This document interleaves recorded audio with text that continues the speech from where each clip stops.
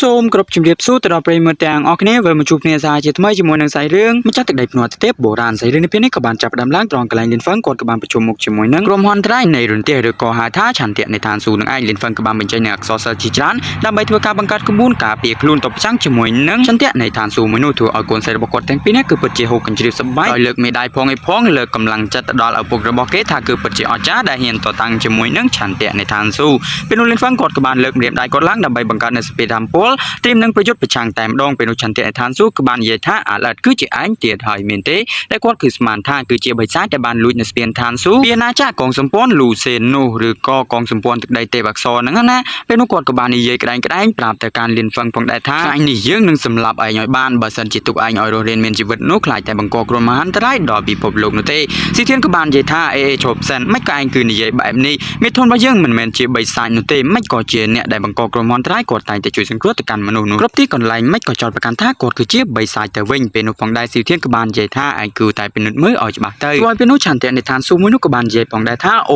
ូវាគឺមិនមែនជាគេម្នាក់នោះទេដែលចង់សម្ដៅទៅកាន់បិសាចដែលបានលួចនៅស្ពានឋានស៊ូមួយនោះដោយគេគឺសុំទោសដោយសារតែគេគឺច្រឡំសម្លៀកបំពាក់ស្រដៀងគ្នាពេកតែស៊ីធានក៏បាននិយាយញ័រសាច់ធ្វើដល់ឆន្ទៈឋានស៊ូឲ្យបែរជាមិនអាចបែងចែករវាងមនុស្សល្អហើយនិងបិសាចធ្វើឲ្យពេលនោះផងដែរគេក៏បានប៊ូលូថាឲ្យអោនក្បាលមកណេះមកគេនឹងធ្វើការប្រមានឲ្យឆន្ទៈឋានស៊ូឯងនេះភ្លឺភ្នែកបានម្ដងលៀនហ្វឹងក្រោយពីឃើញស៊ីធានរាំងរញ៉េរញ៉ៃពេកហ្នឹងគឺកវីក្បាលវាយទៅកាន់ស៊ីធានទាំងតែម្ដងនោះក៏បានប្រាប់ទៅកាន់ឆន្ទៈឋានស៊ូថានៅតែចោលបើវាគឺជាការយកច្រឡំនោះទេគាត់គឺគ្មានគោលបំណងដើម្បីធ្វើការបំផ្លិចផ្លាញនៅអាណាចក្រខាងវិញ្ញាណនោះឡើយប៉ុន្តែគាត់គឺសូមដាស់តឿនថាបើសិនជារៀមច្បងជនពោះធ្វើការដោយមិនមានការប្រុងប្រយ័ត្នបែបនេះនោះកុំបន្ទោសថាគាត់គឺគ្មានក្តីមេត្តាឲ្យសោះធ្វើឲ្យពេលនោះគាត់ក៏បានរៀបរាប់ជាច្រើនប្រាប់ទៅកាន់លៀនហ្វឹងផងដែរថាមើលតើអើយលោកគឺជាមនុស្សដែលមានសច្ចធម៌ហើយនឹងភាពប្រកាន់នៅភាពល្អទាញត្រង់ដ៏ខ្ពង់ខ្ពស់យើងក៏បានស្វែងយល់ដឹងហើយដូច្នេះហើយកុំមានការខឹងសម្បាអីតែចង់យើងគឺសូមលាតែត្រឹមនេះហើយដោយគាត់ក៏បានដឹងថាលៀនហ្វឹងគឺជាមនុស្សល្អណាមួយគឺបានឈានទៅដល់កម្រិតតាមពលវ៉ែ11កាយ9ផងដែរធ្វើឲ្យស៊ីធានក៏បាននិយាយថាមេធំគឺពិតជាអស្ចារ្យសូម្បីតែចន្ទៈឋានស៊ូពេលនេះក៏ត្រូវលោកមេធំបណ្ដេញឲ្យគេភ័យលួចបាក់ស្បានោះដែរពេលនោះកូនស្រីទាំងពីរគឺពិតជាសប្បាយចិត្តខ្លាំងមែនទែនលៀនហ្វឹងក៏បាននិយាយថាដល់ពេលតែជួយសង្គ្រោះទៅដល់ម្ដាយរបស់គាត់ហើយលោកស្រីរឿងក៏បានកាត់ឲ្យឃើញមកដល់ពេលវេលានៃទីតាំងកន្លែងនៃគ្រូសាម្ដាយរបស់លៀនហ្វឹងហ្នឹងណាទីតាំងកន្លែងនេះផងដែរគឺជាគ្រូសាវេអត់មែនគឺផ្លេចគាត់ឈ្មោះទុកកាលពីមុនឥឡូវគឺបកប្រែអត់ចេញទេគឺសូមកាន់តែនឹងអភ័យទោសធ្វើឲ្យប្រជារបាំងមុខទាំងពីរនេះបានរាយការណ៍ទៅដល់មេធំរបស់ពួកគេដែលគឺជាលោកពូរបស់លៀនហ្វឹងហ្នឹងណាថាឲ្យមានការប្រុងប្រយ័ត្នតិចទៅបើតាមដំណឹងដែលបានបែកធ្លាយនោះថាលៀនហ្វឹងមិនទាន់ស្លាប់បាត់បង់ជីវិតនោះទេធ្វើឲ្យពេលនោះលោកពូរបស់លៀនហ្វឹងគាត់ក៏បាននិយាយថាមិនអីទេបើសិនជាឥឡូវនោះនៅមានជីវិតនោះក៏យើងគឺមិនខ្លាចនឹងសម្លាប់គេម្ដងទៀតពេលនោះលៀនហ្វឹងបែរជាបង្ហាញមុខឡើងមកធ្វើឲ្យពួកគេក៏បាននិយាយថាលៀនហ្វឹងធ្វើឲ្យពេលនោះលៀនហ្វឹងក៏បាននិយាយឡើងថាចង់សម្លាប់មកកាន់ខ្ញុំមែនទេធ្វើឲ្យពេលនោះលោកតារបស់លៀនហ្វឹងគាត់និយាយផងដែរថាយ៉ាងម៉េចតែឯងមិននឹកស្មានដល់ថាថ្ងៃនេះគឺនឹងមាននោះទេគាត់ក៏បានកវីក្បាលអស់សង្ឃឹមខ្លាំងមែនទែនទៅដល់កូនប្រុសរបស់គាត់បែរជាក្បត់ហើយនឹងប្រជាទាំងអស់នេះដោយសារចង់បានទ្រព្យកំណត់ពេលនោះប្រជាទាំងអស់គ្នាក៏បាននិយាយថាយ៉ាងម៉េចទៅបើសិនជាឯងនៅមានជីវិតនោះយើងនឹងសម្លាប់ឯងម្ដងទៀតប៉ុន្តែលៀនហ្វឹងពេលនេះកាយសាហាវខ្លាំងមែនទែនបើកតែផ្នែកទេបញ្ចេញនៅធានាតាមពលគោលរន្ទះដ៏អស្ចារ្យបាញ់សម្លាប់ទៅកាន់ប្រជាស្លាប់បាត់បង់ជីវិតត្រឹមតែពេលមួយរំពេចតែប៉ុណ្ណោះឲ្យលោកពូរបស់លៀនហ្វឹងគាត់ក៏បាននិយាយថានេះឯងមិនក៏ឯងគឺនៅរស់បែបនេះបន្ទាប់មកពួកគេក៏បានរួមដៃគ្នាដើម្បីកោះហាយនៅវីរៈជនរបស់គេដើម្បីមកធ្វើការកម្ចាត់ទៅកាន់លៀនហ្វឹងម្ដងទៀតទីទៀនក៏បាននិយាយថាមេធំឆាប់ចាត់ការទៅកាន់ពួកគេទៅកុំឲ្យពួកគេហៅនៅពួកអារុយក្បាលខៀវមកទីនេះទៀតអីពេលនោះផងដែរលៀនហ្វឹងក៏មិនធ្វើអ្វីនោះដែរពួកគេស្រាប់តែក៏អញ្ជើញនៅបុព្វបុរសរបស់ពួកគេមកដែលគឺជាបុព្វបុរសនៅត្រកូលគ្រូសាមួយនេះហើយក៏ត្រូវជាជីដូនជីតាទូតរបស់លៀនហ្វឹងនោះដែរគឺជាសាច់ខាងម្ដាយរបស់លៀនហ្វឹងនឹងឯងពេលនោះពួកគេក៏បានអន់គោរពទៅដល់បុព្វបុរសរបស់គេទៅបុព្វបុរសចេញមករួចក៏បាននិយាយថាលៀនហ្វឹងឥឡូវឯងបែរជានៅមានជីវិតទៀតយើងគឺពិតជាមិននឹកស្មានដល់នោះទេមិនអីទេយើងនឹងសម្លាប់ឯងម្ដងទៀតឲ្យបានដែលគេដេញតាមសម្លាប់ទៅកាន់លៀនហ្វឹងនោះហ្នឹងណាដោយស៊ីធានក៏បាននិយាយថាអ៊ូយគឺពិតជាគួរឲ្យខ្លាចខ្លាំងមែនទែនបើសិនជាព្រះអង្គម្ចាស់ឯងនេះគឺមានសមត្ថភាពមែននោះអាចយកឈ្នះទៅកាន់មិត្តរបស់យើងលុតជង្គង់សំពាំងវឯង3យប់3ថ្ងៃ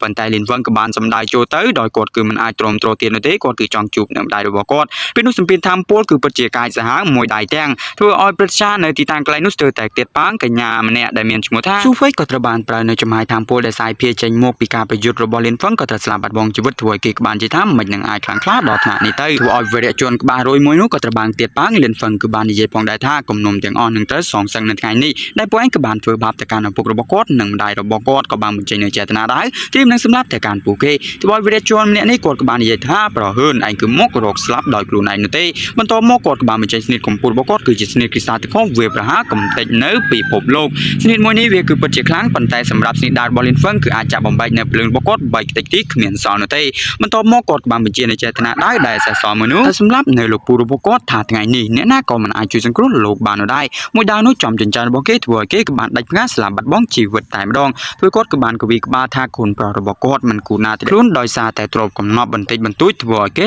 វង្វេងវង្វាន់ដល់ថ្នាក់នេះនោះទេ Lin Feng គឺបានមកជួយសង្គ្រោះម្ដាយរបស់គាត់ដែលគេគឺបានដាក់ច្បាក់មើលទៅគឺពិតជាវេទនាខ្លាំងមែនទែនគាត់ក៏បានទៅទទួលតែម្ដងពេលនេះផងដែរ Lin Feng គឺពិតជាតក់ស្លុតខ្លាំងមែនទែនថាម្ដាយរបស់គាត់គឺពិតជារងទុក្ខវេទនាជាច្រើនខ្លាំងមែនទែនគាត់គឺបានចាប់ដៃម្ដាយរបស់គាត់ដែលបាននិយាយថាឲ្យកូនគឺសូមអភ័យទោសនេះគឺដោយសារតែកូនគឺគ្មានសមត្ថភាពគ្រប់គ្រាន់ធ្វើឲ្យម្ដាយរបស់គាត់គឺមិនដឹងទេថា Lin Feng គឺជាអ្នកណាពេលនោះឪពុករបស់នាងគឺបានប្រាប់ថានេះគឺជាចៅប្រុសរបស់គាត់ហើយក៏ត្រូវជាកូនប្រុសរបស់នាងដែលមានឈ្មោះថា Lin Feng នោះឯងធ្វើគាត់ក៏បាននិយាយថា Lin Feng កូនសម្លាញ់ចិត្តអ្នកទាំងពីរគឺបានយំអបគ្នាតែម្ដងដោយសារតែពួកគេគឺពិតជាបែកគ្នាតាំងពី Lin Feng នៅជាទេរៈឯណោះធ្វើឲ្យពេលនោះផងដែរអ្នកទាំងពីរគឺពិតជាមានការសប្បាយចិត្តនិងក្រក់ក្ដួលនៅក្នុងចិត្តផងដែរសូម្បីតែលោកតារបស់ Lin Feng ដែលគាត់កំពុងតែនឹងជួយទឹកភ្នែកពេលនោះផងដែរ Lin Feng ក៏បានប្រាប់ឲ្យម្ដាយរបស់គាត់ប្រមូលផ្ដុំនៅចំណាយធម្មពលសិនទៅពេលនោះគាត់ក៏បានបញ្ចេញនៅកូនស្រីទាំងពីរនាក់ក្រោយពីម្ដាយរបស់គាត់ធ្វើការស្ដារនៅកម្លាំងធម្មពលរួចពេលនោះផងដែរយើងគិតថាកូនស្រីទាំងពីរនាក់ទៀតនេះគឺពិតជាលយខ្លាំងមែនទែនក៏បាននិយាយថាលោកយាយ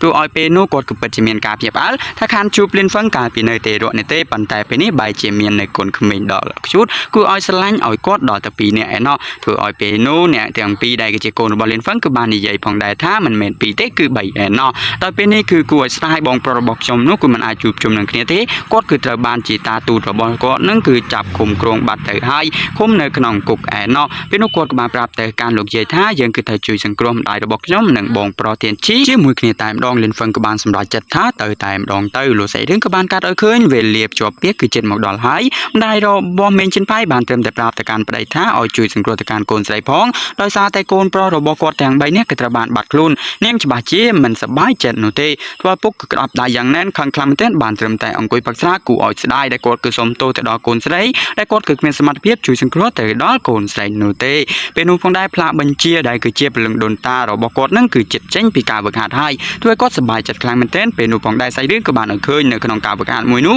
គឺពោពេញទៅដោយសត្វសង្ឃរាជសីឬក៏ជាសត្វវ័យដែលអស្ចារ្យខ្លាំងមែនទែនយើងឃើញថានៅលើភ្នំមួយនោះក៏មានមនុស្សកំពុងតែប្រមូលផ្ដុំនៅចំហាយតាមពលមនុស្សម្នាក់នោះគាត់ក៏បានបើកផ្នែកឡើងមកដែលគាត់គឺជាបុព្វបុរសដ៏អស្ចារ្យនៃវាំងយន្តមីនេះតែម្ដងពេលនោះសម្ពានតាមពលរបស់គាត់គឺពិតជាសាយភាយដល់សន្ធោសន្ធៃហើយកម្លាំងតាមពលរបស់គាត់នឹងគឺពិតជាអស្ចារ្យខ្លាំងមែនទែនប៉ុន្តែមិនដឹងស្ថិតក្នុងល្វែលប៉ុន្មាននោះទេសូមអរគុណជួបគ្នានៅវីដេអូក្រោយបន្តទៀតដោយសារតែសាច់រឿងមួយនេះក៏ត្រូវបានកាត់ស្លេះតែត្រឹមនឹងហ្នឹងណា